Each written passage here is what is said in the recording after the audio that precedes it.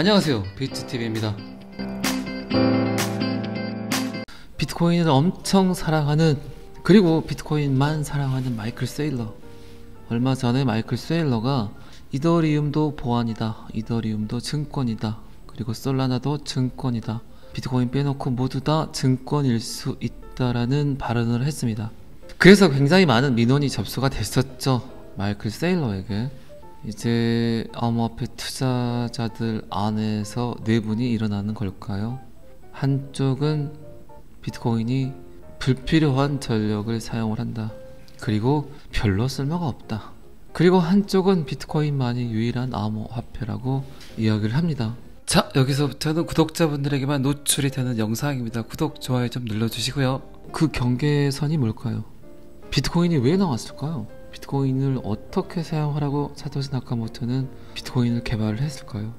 결국 제가 최근 영상에 끊임없이 이야기하는 게 이 블록체인 기술이라는 거예요. 블록체인 기술, 중재자 없는 거래, 디지털 안에서, 그리고 스마트 컨트랙트, 이더리움의 원리, 이런 것들이 산업 전반에 어떻게 쓰일까가 굉장히 중요한데, 이 마이클 세일러가 주장을 하는 비트코인만이 유일한 암호화폐라고 하는 이런 발언들은 참 어쩔 때는 얘가 정신이 있나, 생각이 있나, 그런 생각들을 하게 합니다. 사토시 나카모토가 만든 건 결국 이 P2P 거래, 중재자 없는 P2P 거래를 하게 해준 거고, 그 시스템을 잘 활용을 해서 산업 전반의 구조를 혁신시키는 그런 도구로 쓰이기를 원했겠죠.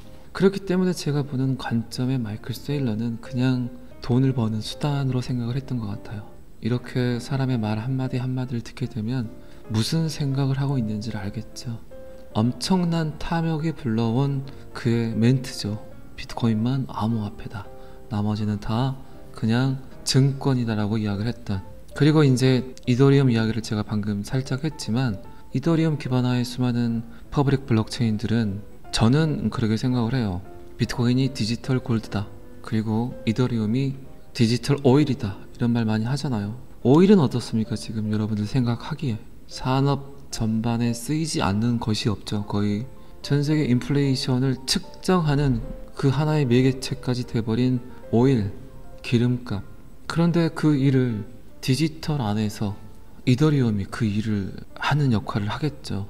똑같은 오일인데 하나는 자동차를 움직이게 하고, 또 하나는 디지털 안에서 그 기름 역할을 한다는 거죠.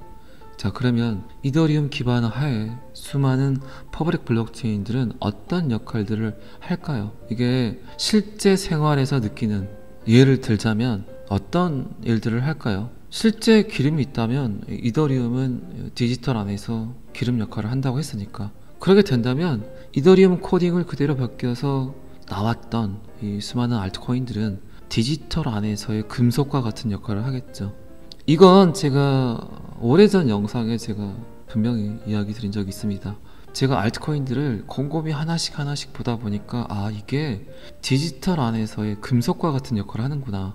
지금 여러분들이 산업 곳곳에서 금속이 쓰이는 것들은 알고 있죠. 뭐 구리, 납, 알루미늄, 철, 그 외에 뭐 여러 가지 있잖아요. 근데 이런 것들이 지금 얼마나 많은 곳들에서 사용이 되고 있잖아요. 이거는 이제 실질 설계에서 쓰이는 금속들. 그리고 이제 그 외에 알트코인들은 디지털 안에서의 은과 같은 역할, 그리고 납과 같은 역할, 그리고 뭐 알루미늄, 철, 뭐 이런 역할들을 한다는 거죠. 그리고 금속들도 하나의 금속과 다른 금속이 또 잘 믹스가 돼서 또 하나의 금속을 또 만들기도 하잖아요. 비트코인, 그리고 이더리움, 그리고 이더리움 기반화의 수많은 알트코인들을 어떻게 이해를 할까, 여러분들은 한 번쯤은 고민을 해보셨을 거예요. 쟤들이 과연 어떤 역할들을 할까, 뭐 이런 생각들은 충분히 할 수 있잖아요. 근데 거기에 가장 큰 기준이 제 생각에는 그렇다는 거예요. 디지털 안에서의 금속과 같은 역할. 그러니까 이제 시간이 조금 지나다 보면 이런 현상들이 벌어질 거예요. 어떤 현상들이 벌어지냐, 하나의 알트코인과 다른 하나의 알트코인이 서로 융합이 돼서, 통합이 돼서, 병합이 돼서 새로운 알트코인이 탄생을 하겠죠. 이런 일들이 굉장히 빈번하게 이루어질 수 있다는 겁니다. 그러니까 폴카닷 같은 경우는 알트코인과 알트코인을 연결을 해주는, 그 역할을 해주는 게 폴카닷이잖아요. 그런데 이런 마이클 세일러의 이야기는 그냥 블록체인이 어떤 일을 하는지도 몰라. 그리고 알트코인이 어떤 역할들을 하는지를 잘 몰라. 그렇다면 얘는 그냥 돈을 벌기 위한 도구로 비트코인 암호화폐에 투자를 했다는 거죠. 단적인 예가 그렇다는 겁니다. 자, 이런 말을 듣고 리플 변호사 존 디튼이 마이클 세일러의 견해가 심각한 결함이라고 말합니다. 마이클 세일러의 지식으로는 그냥 아무짝에도 쓸모없는 그냥 코인이라고 생각할 수도 있겠죠. 그 안에 들어가 있는 그들이 내포하는 어떤 것도 이해하지 못하고 각기 다른 알트코인들이 각기 다른 일을 하겠다고 지금 백서를 오픈을 하고 지금 블록 형성을 하면서 나는 이 일을 하겠다고 암호화폐가 지금 출연을 했어요. 굉장히 많은 암호화폐들이 나는 유통이 되는 데이터를 여기다 넣을 거야. 병원 기록에 대한 데이터를 넣을 거야. 그리고 자동차가 유통이 되는 데이터를 넣을 거야. 그리고 소고기, 돼지고기 이런 유통에 관한 데이터를 넣을 거야. 그리고 이제 나는 그 안에서 스마트 컨트랙트를 지원할 거야. 계약서를 써야 될 거 아닙니까? NFT든 유통이든 뭐든 이렇게 각기 다른 형태를 가지고 각기 다른 성질을 가지고 어떤 일을 하겠다고 나온 코인들이 전 세계에 어마어마하게 많은데 다 각기 다른 일을 한다는 거죠. 그런데 여러분들 생각을 해보세요. 곰곰이 제가 왜 XRP를 자꾸 이야기를 드리는 이유가 뭘까요? 각기 다른 코인들이 하는 일을 XRP가 그냥 XRP 레저 안에서 다 해버리겠다는 거예요. 굳이 다른 알트코인 필요 없이 혼자 그냥 스마트 컨트랙트 해버리고 NFT 해버리고 거기서 이제 금융 업무까지 해버리고 그런데 이 업무를 다 하는데도 뭘 할 수 있습니까? 지불의 수단까지 완성도를 높여놨잖아요. 다른 퍼블릭 블록체인의 암호화폐들이 굉장히 많아요. 근데 그런 코인들이 가장 결정적으로 놓치고 있고 하지 못하는 프로토콜이 뭐냐? 그냥 그 코인으로만 거래를 해야 된다는 거죠. 아니, 전 세계 얼마나 많은 산업군이 있는데 굳이 그 코인으로만 결제를 해야 된다는 게 이 얼마나 비합리적인 일이냐고요. 그러니까 제가 자꾸 말씀드렸던 게 XRP 레저 프로토콜 안에 다른 프로토콜을 갖고 있는 암호화폐들이 다 들어올 거란 말입니다. 그래서 이번에 아발란체도 XRP 레저 시스템을 사용하겠다고 이야기를 했잖아요. 파트너십 관계를 맺었잖아요. 이런 뉴스들을 한 번쯤은 그 원리를 이해한다면 이제 XRP가 거래의 도구뿐만 아니라 CBDC뿐만 아니라 모든 알트코인들을 다 이 안에서 인풋을 해서 그들이 정상적으로 블록 형성을 해서 또 그게 바로바로 현금화 그리고 그들이 가고 싶은 곳 이 시스템 저 시스템 그냥 그들이 하고자 하는 일들을 끊임없이 지원을 해주겠다는 거죠. 그런데 어쨌든 거래의 수단은 디지털 안에서 거래의 수단은 일원화되는 게 훨씬 더 현명하겠죠. 하나의 도구가 그 일을 다 해줄 수 있다면 그리고 엄청난 데이터 양이 있더라도 그 안에서 그냥 바로바로 제깍제깍 처리를 해주겠다면 그냥 너는 신발 만들어. 이 신발 가게는 어쨌든 다른 암호화폐예요. 근데 얘는 신발만 만들 수 있는 기능밖에 없어. 그런데 신발을 만들더라도 바닥에 대는 밑창을 만든다든가 그리고 끈을 만든다든가 그리고 로고를 찍는다든가 이런 잡다한 일들이 있잖아요. 근데 가장 큰 틀만 갖고 있어. 그런데 분명히 다른 조직들이 들어와서 다른 시스템들이 들어와서 완성을 해야 될 거 아닙니까? 완제품이 나오려면. 그런데 이 XRP 레저 안에 들어오면 그 모든 이 암호화폐들이 그냥 완성품이 돼서 나올 수 있다는 거죠. 그리고 이제 가장 중요한 게 결제까지 지원을 해준다는 거죠. 쿠팡에 들어가서 여러분들이 제품을 구매하는데 가장 중요한 게 뭡니까? 이 제품 다 있어. 근데 나중에 결제하기가 힘들어. 그러면 소비자들은 다 간다니까요. 다른 데로 아무리 물건이 저렴하더라도 되게 복잡해. 결제하는 게 한 3군데 4군데를 거쳐야 돼. 그리고 끊임없이 내 데이터를 제공을 해야 돼. 디지털이 그래서 간단하고 편리하긴 하지만 굉장히 복잡한 구조라는 거예요. 그런데 지금 마이클 세일러는 이 모든 구조를 이해하지 못하고 블록체인 기술을 이해하지 못하고 그냥 비트코인 암호화폐를 돈의 수단, 돈의 도구로만 본 거잖아요. 그렇죠. 투자를 하고 있지만 내가 인플루언서지만 얼마나 많은 지식을 갖고 있냐 갖고 있지 않냐가 굉장히 중요하다는 거죠. 일론 머스크도 마찬가지죠. 비트코인을 테슬라 결제 라인에 참여를 시키겠다고 했지만 결국 뭐라 그랬습니까? 작업증명 방식이 너무 탄소 정책에 위배된다. 불필요한 전력을 너무 많이 소비를 한다.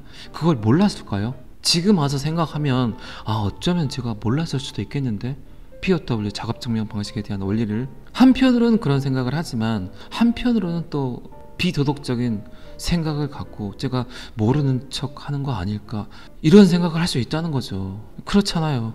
어떻게 엄청난 돈을 투자를 하면서 비트코인이 어떻게 생성이 됐는지도 모르고 그 돈을 투자를 했을까요? 그것도 테슬라의 CEO가. 말이 안 되잖아요. 작업 증명이 되는 그 원리를 모르고 비트코인을 투자했어. 그리고 투자하고 나서 보니까 불필요한 전력이 너무 많이 소비가 돼. 그러니까 다시 취소한다? 이게 말이 될 수도 있고 안 될 수도 있어요.